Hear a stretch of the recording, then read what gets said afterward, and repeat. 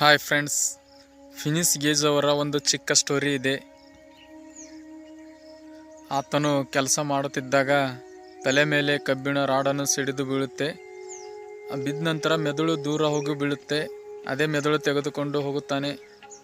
ಹೋಗಿದ್ದರೂ ನಾನು ಇನ್ನೂ ನನ್ನ ಕೆಲಸ ಪರಿಪೂರ್ಣ ಆಗಿಲ್ಲ, ನಾನು ಇನ್ನೂ ಕೆಲಸ ಮಾಡಬೇಕು ಅಂತ ಹೇಳುತ್ತಾನೆ. ಹೇಳಿದ ನಂತರ ಇದು ಮುಂದೆ ಸ್ಟೋರಿ ಇದೆ ನೋಡಿ. ಇವರು ನ್ಯೂಯಾರ್ಕಿನ ಒಬ್ಬ ಕಾರ್ಮಿಕ.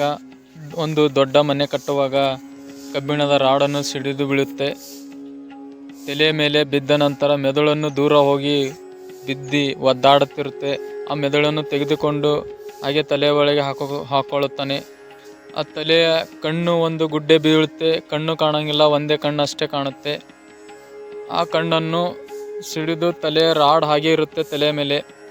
ಅದನ್ನು ತೆಗೆದುಕೊಂಡು ತನ್ನ ಸ್ನೇಹಿತರನ್ನು ಕರೀತಾರೆ. ಬನ್ನಿ, ನಾನು ಆಸ್ಪತ್ರೆಗೆ ಹೋಗ್ಬೇಕಂತ ಹೇಳ್ತಾನೆ. ಅವ್ರ ಸ್ನೇಹಿತರು ಬಂದು ಆಸ್ಪತ್ರೆಗೆ 1-2 ಕಿಲೋಮೀಟರ್ ದೂರ ಇರುತ್ತೆ, ಕರೆದುಕೊಂಡು ಹೋಗುತ್ತಾರೆ. ಅಲ್ಲಿ ಡಾಕ್ಟರ್ ಮಾರ್ಟಿನ್ ಹಾರ್ಲೋ ಅಂತ ಹೇಳಿ ಅವನನ್ನು ನೋಡಿ ವಾಂತಿ ಆಗುತ್ತೆ. ವಾಂತಿ ಆದ ನಂತರ ಎಷ್ಟು ತಲೆ ಬ್ಯಾಂಡೇಜನ್ನು ತೆಗೆದು ಅದರ ಒಳಗಿದ್ದ ಭಾಳ ಆಳವಾಗಿತ್ತು, ಮಾಂಸನೇ ಇರಲಿಲ್ಲ ಒಳಗಡೆ, ತಲೆ ಒಳಗಡೆ. ಅವರ ತಲೆ ಛಿದ್ರವಾಗಿದ್ದರೂ ಕೂಡ ಅವರು ಇನ್ನೂ 8 ವರ್ಷ ಬದುಕಿ ಉಳಿದರು. ಅವರನ್ನು ನೋಡಿ ನಾನು ಕೆಲಸ ಪರಿಪೂರ್ಣ ಆಗಿಲ್ಲ ಅಂತೇಳಿ ಅದು ಒಂದೇ ಅವರ ತಲೆಯಲ್ಲಿತ್ತು.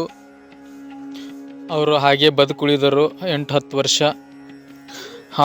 ಆಸ್ಪತ್ರೆಯಲ್ಲಿದ್ದಾಗಲೇ ಅವನ ಸ್ನೇಹಿತರನ್ನು ಹೇಳ್ತಾನೆ, ನಾನು ಇನ್ನು 2 ದಿವಸದಲ್ಲಿ ಕೆಲಸ ಮಾಡೋಕ್ಕೆ ಬರುತ್ತೇನೆ ನಿಮ್ಮ ಜೊತೆ. ಕೆಲಸದ ಎಷ್ಟು ಇಂಟ್ರೆಸ್ಟ್ ನೋಡಿ ಅವನಿಗೆ. ಅವನು ಸಾಯುವ ಸ್ಥಿತಿಯಲ್ಲಿದ್ದರೂ ಕೂಡ ನಾನು ಕೆಲಸ ಮಾಡಬೇಕು, ಕೆಲಸ ಮುಗಿದಿಲ್ಲ ಅಂತ ಹೇಳ್ತಾನೆ ಇವನು.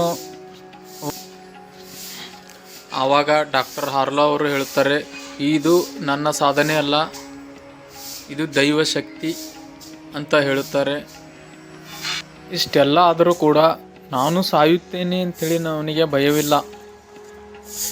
ಅವರ ಗೆಳೆಯರನ್ನು ಹೇಳುತ್ತಾನೆ, ನಾನು ನಿನ್ನೆ ಮಾಡಿದ ಕೆಲಸವನ್ನು ಮಾಡಬೇಕು ಪೂರ್ಣವಾಗಿ ಅಂತ ಹೇಳುತ್ತಾನೆ. ನೀನು ಸಾಯುವ ಸ್ಥಿತಿಯಲ್ಲಿದ್ದರೂ ಕೂಡ ಬದುಕುಳಿದೆ ದೊಡ್ಡದು ಅಂತ ಅವನ ಗೆಳೆಯ ಹೇಳುತ್ತಾನೆ.